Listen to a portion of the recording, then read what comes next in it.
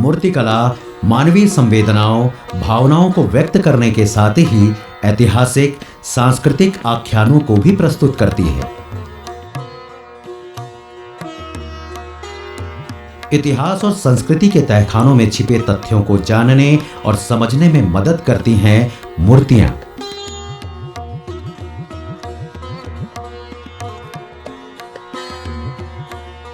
वाराणसी से लगभग 6 किलोमीटर की दूरी पर स्थित सारनाथ मूर्तिकला का प्रमुख केंद्र रहा है।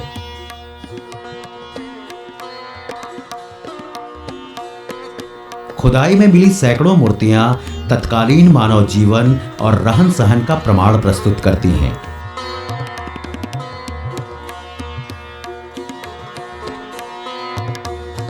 वाराणसी धर्म, आध्यात्म, संस्कृति और शिक्षा का केंद्र होने के साथ ही विभिन्न कलाओं के लिए भी जाना जाता रहा है। सारनाथ मूर्तिकला की विशेषताओं, उसकी ऐतिहासिकता और सांस्कृतिक महत्व को देखने, जानने और समझने के उद्देश्य से आज हम चल रहे हैं सारनाथ की यात्रा पर। आइए आप भी चलिए हमारे साथ और साक्षी बनिए इस यात्रा में।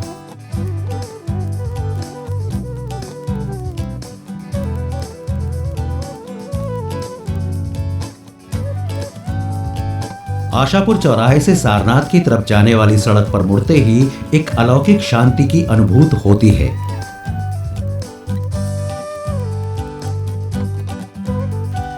थोड़ा आगे बढ़ते ही बौद्ध मंदिरों के दर्शन होने लगते हैं।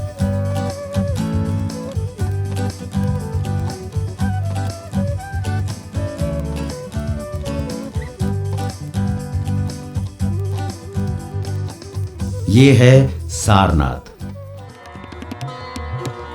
यही वो पवित्र जगह है जहां पर भगवान बुद्ध ने अपने 5 शिष्यों को उपदेश देकर बौद्ध धर्म प्रवर्तन की शुरुआत की थी। यही वो स्थल है जहां भगवान बुद्ध ने अपना पहला उपदेश दिया था। बोध गया में ज्ञान प्राप्ति के बाद उन्होंने सोचा कि सर्वप्रथम मैं किसे अपना पहला उपदेश दूं। तब उनके ध्यान में वो पंचवर्गीय भिक्षु आए जो उनके साथ तपस्या तो कर रहे थे, लेकिन इनके द्वारा भोजन ग्रहण करने के पश्चात वे लोग इन्हें छोड़ करके भाग गए थे। इन्होंने अपने दिव्य दृष्टि से देखा कि वो 5 भिक्षु सारनाथ के जंगल में घूम रहे हैं। इस स्थल का प्राचीन नाम मृगदाव था।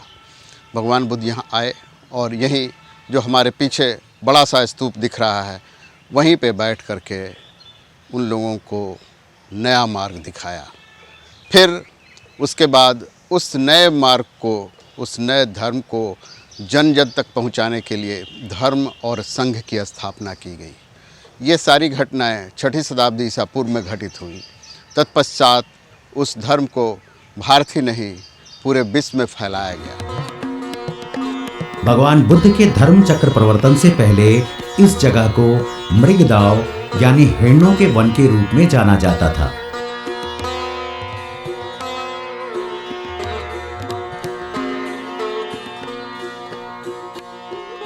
भगवान बुद्ध के बाद सम्राट अशोक और कुषाण वंश के राजा कनिष्क, उसके बाद गुप्त वंश के राजा, तत्पश्चात गढ़वाल वंश के राजाओं ने यहाँ पे अनेक स्तूप, मठ, मंदिर और महाविहारों का निर्माण करवाया। इस प्रकार यहाँ जो पुरातात्विक अवशेष हैं वो 6ठी शताब्दी ईसा पूर्व से लेकर के 12वीं शताब्दी ईस्वी तक के हैं। इस प्रकार धीरे धीरे 12वीं शताब्दी के बाद यह स्थल धीरे धीरे खंडहर में तब्दील होने लगा और पुरातात्विक जो कई चरण के यहाँ कार्य हुए वो 1835 में सर्वप्रथम अलेक्जेंडर कनिंघम के द्वारा किया गया। उसके पश्चात कई चरणों में यहाँ पुरातात्विक अन्वेषण और उत्खनन के कार्य किए गए और जिससे ये पूरे जितने आप संरचनाओं के अवशेष देख रहे हैं वो धीरे धीरे प्रकाश में आए। सारनाथ में किए गए विभिन्न पुरातात्विक उत्खनन के दौरान मौर्य काल से लेकर 12वीं शताब्दी तक के बहुतेरे अवशेष प्राप्त हुए। इन अवशेषों में स्तूप, मनौती स्तूप, स्तंभ, मंदिर सहित बड़ी संख्या में मूर्तियां मिली।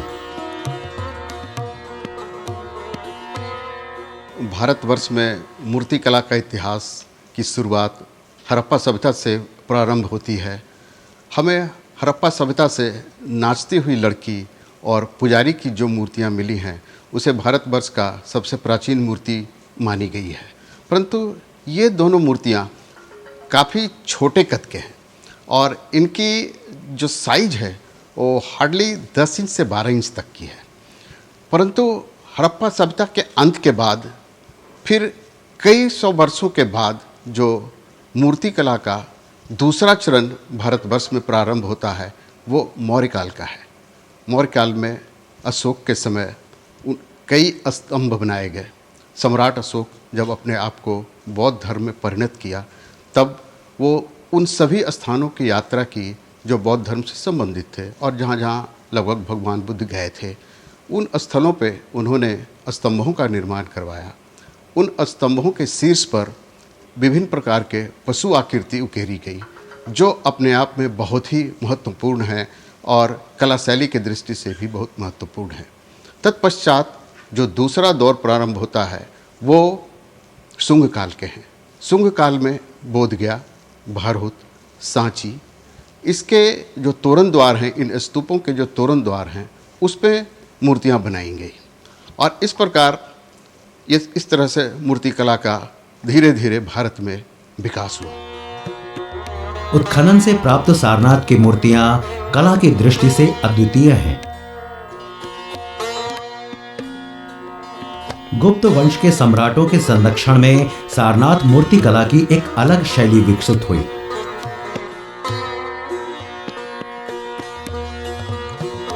सारनाथ कला शैली में बौद्ध धर्म और हिंदू देवी देवताओं की जिन मूर्तियों का निर्माण किया गया वे अद्भुत हैं।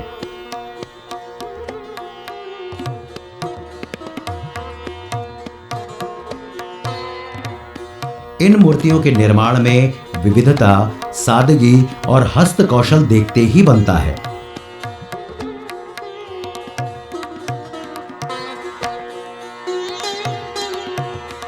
सारनाथ कला शैली ने गांधार कला के प्रभाव से बाहर निकलकर पूर्णतः भारतीय शैली को जन्म दिया। भारतवर्ष में मूर्तिकला का अगला चरण कुषाण काल में प्रारंभ होता है। कुषाण काल के प्रमुख शासक कनिष्क थे जिनके समय बौद्ध धर्म की चतुर्थ संगीति हुई और यही बौद्ध धर्म दो भागों में विभक्त हो गया, हीनयान और महायान। हीनयान के जो मानने वाले थे वो बुद्ध की पूजा सांकेतिक रूप में किया करते थे, लेकिन महायान के जो अनुयायी थे वो मानव रूप में भगवान बुद्ध की पूजा करने लगे। इस प्रकार इस कला शैली में सर्वप्रथम भगवान बुद्ध के मानव मूर्तियों का निर्माण हुआ और इस कला शैली का नाम दिया गया गांधार कला शैली। इसका जन्म गांधार क्षेत्र में ही हुआ था, परंतु इस काल के जो भी मूर्तियां हमें मिली हैं वो पूरी तरह से ग्रीक मूर्ति कला से प्रभावित दिखती हैं और इसी कारण इसे इंडो ग्रीक या भारतीय यूनानी कला शैली कहा गया है। इस कला शैली में भगवान बुद्ध की जो भी मूर्तियां बनी उसमें उन्हें जूता पहने हुए दिखाया गया है, मूँछों के साथ दिखाया गया है, कहीं कहीं पे तो वो तबीज भी पहने हुए हैं। इसी काल में एक दूसरा कला केंद्र भी प्रस्फुटित हुआ, वो था मथुरा। मथुरा में भी बड़ी बड़ी मूर्तियां बनाई गई, लेकिन ये भी काफ़ी भारी भरकम थे और धीरे धीरे मूर्तिकला अब अपने भारतीय रूप में लेना चाह रही थी, परंतु उसमें और 200 वर्षों का समय लगा। सारनाथ मूर्तिकला शैली की एक प्रमुख विशेषता है मूर्तियों में मानसिक संतुलन और आध्यात्मिक संतुष्टि की सहज अभिव्यक्ति, अर्थात शरीर पर आत्मा के विजय का जयघोष। भारतवर्ष में 3वीं शताब्दी से लेकर के 6ठी शताब्दी ईस्वी तक गुप्त वंश का शासन रहा। इस काल में पूरे भारतवर्ष में आशातीत सफलता हुई। गुप्त वंश के राजा जहाँ सामरिक दृष्टि से अति संपूर्ण थे और प्रभावशाली थे, वहीं कला और साहित्य के लिए भी इनके समय में अभूतपूर्व काम हुआ। कला की दृष्टि से जो सबसे महत्वपूर्ण काम हुआ वह एक नई कला शैली का उद्भव और विकास। इस काल में सारनाथ में कई मूर्तियों का निर्माण हुआ, जिसे बाद में सारनाथ कला शैली का नाम दे दिया गया। इस काल में जो मूर्तियाँ बनी वो पूरी तरह से भारतीय प्रभाव थी। इसके पहले जो भी मूर्तियाँ बनी थी उसमें जो विदेशी प्रभाव थे, उस प्रभाव से इस कला शैली की मूर्तियाँ पूरी तरह मुक्त हो गई। सारनाथ उत्खनन क्षेत्र से हिंदू देवी देवताओं की भी मूर्तियां प्राप्त हुई, जिनमें शिव, उमा महेश्वर, अग्नि, कामदेव एवं कार्तिक की मूर्तियां प्रमुख हैं। 5वीं शताब्दी में यहाँ पर सारनाथ में हिंदू मंदिरों की परंपरा शुरू हो चुकी थी, जिसका प्रमाण है यहाँ पर काल भैरव की मूर्ति, अग्निदेव और कामदेव की मूर्तियाँ भी जो है हमारे म्यूज़ियम में डिस्प्ले की गई हैं। और यहाँ पर इसका ये प्रमाण सिद्ध करते हैं कि यहाँ पर एक बहुत बड़ा कोई मंदिर रहा होगा जो हिंदू देवी देवताओं की मूर्तियों से भरा पड़ा था, जिसमें नवग्रह पैनल, शिव की मूर्तियाँ, ये सब दिखाए गए हैं।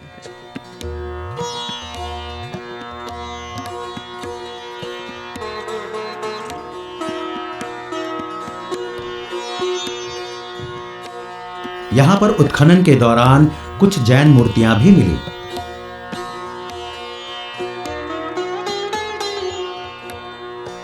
बौद्ध, हिंदू और जैन धर्म से जुड़ी मूर्तियां गुप्तकालीन शासकों के शासनकाल में बनती रही हैं।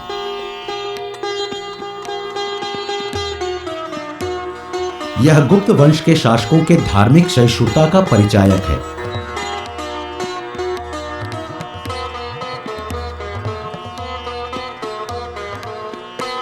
ये विशिष्टता सारनाथ मूर्तिकला शैली को अन्य शैलियों से अलग करती है।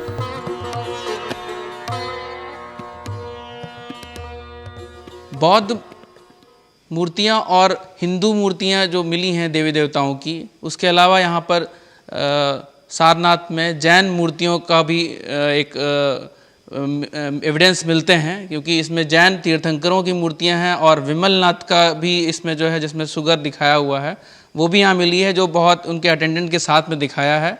और चुनार बलुआ पत्थर जो होता है, चुनार सैंडस्टोन है, उसकी बनी हुई है।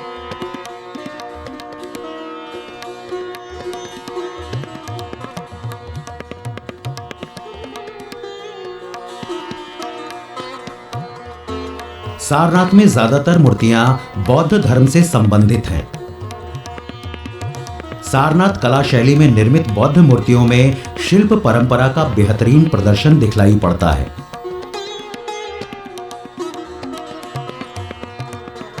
बुद्ध के पारदर्शिक वस्त्र के चूनट को विशेष रूप से उभारदार बनाकर अधिक यथार्थवादी एवं प्रभावशाली रूप दिया गया है।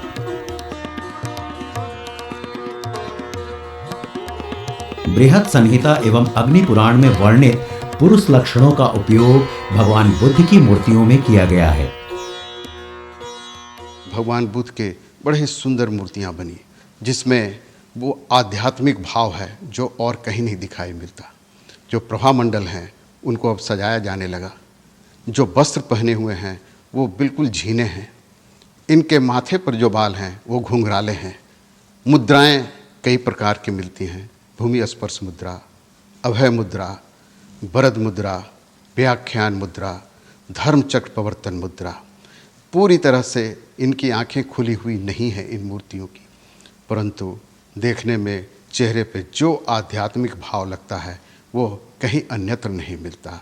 और इस प्रकार गुप्त काल में, जो कि भारतीय इतिहास का स्वर्ण युग कहा जाता है, उसमें सारनाथ कला शैली का बहुत ही अनुपम और अद्वितीय स्थान है।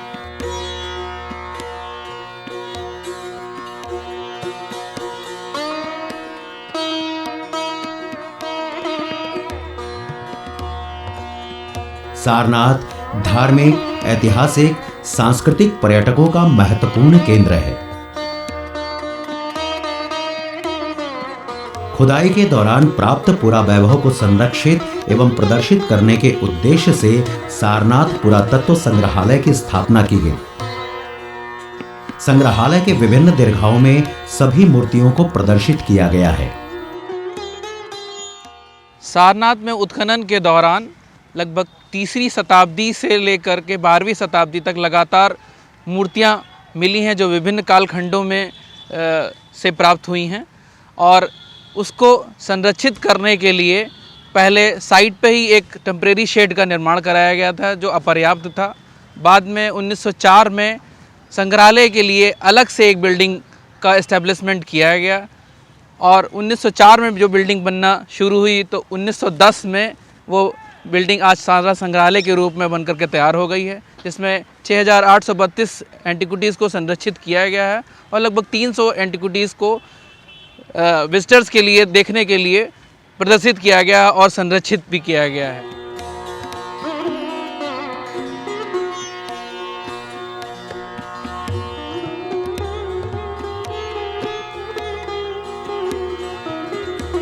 सारनाथ मूर्तिकला शैली की मूर्तियों की विस्तृत एवं प्रामाणिक जानकारी पर्यटकों और जनमानस तक पहुंचाने के लिए संग्रहालय प्रशासन ने महत्वपूर्ण प्रदर्शित मूर्तियों के पास सूचना क्रांति के दौर में टैबलेट सुविधा प्रदान किया है।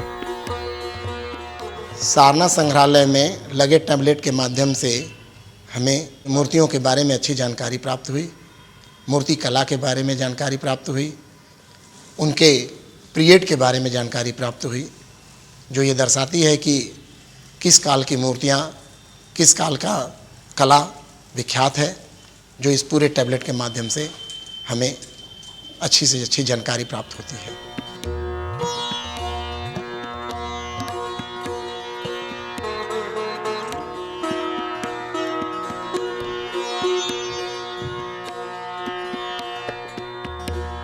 टैबलेट सुविधा के अलावा संग्रहालय के ऐप पर भी पर्यटक संग्रहालय की जानकारी प्राप्त कर सकते हैं।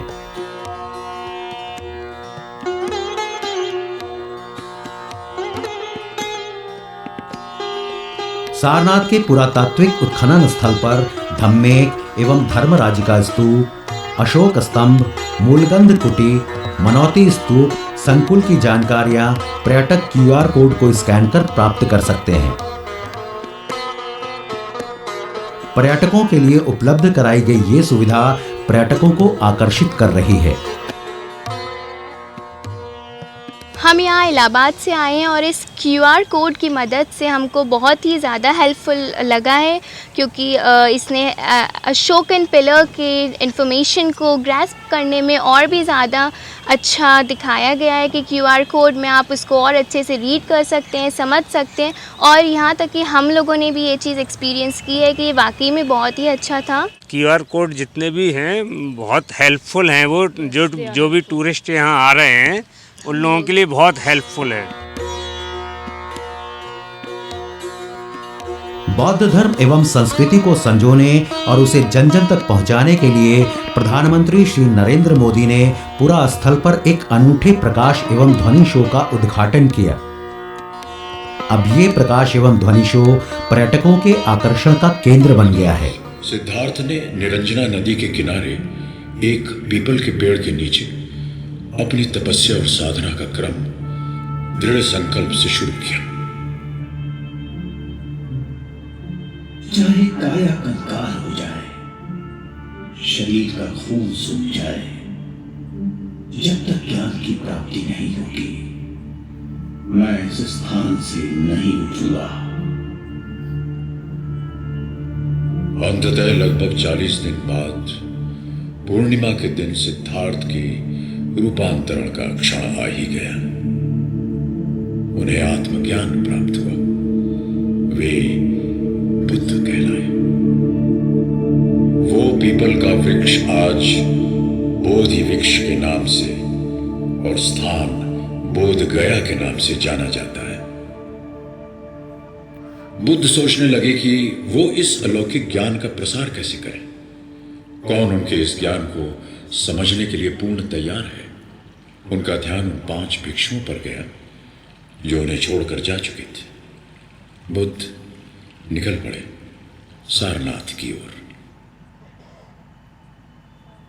यात्रा और ध्यान करते हुए बुद्ध सारनाथ पहुंचे। बुद्ध के कदम रखते ही वहां का सारा वातावरण मानो निशब्द हो गया। जो बुद्ध को साधना भ्रष्ट समझते थे वो बुद्ध के चमकते चेहरे की अनोखी आभा देखकर विनम्र हो गए। कौंडिन्य, महानमन, वप, भद्दीदय और अश्वजीत बुद्ध अपने इन 5 पुराने शिष्यों को उस स्थान पर मिले जो आज चौखंडी स्तूप कहलाता है। सारनाथ उत्खनन स्थल और वहां से प्राप्त मूर्तियां एवं अन्य पुरा वैभव अतीत को जानने और समझने में मदद करते हैं।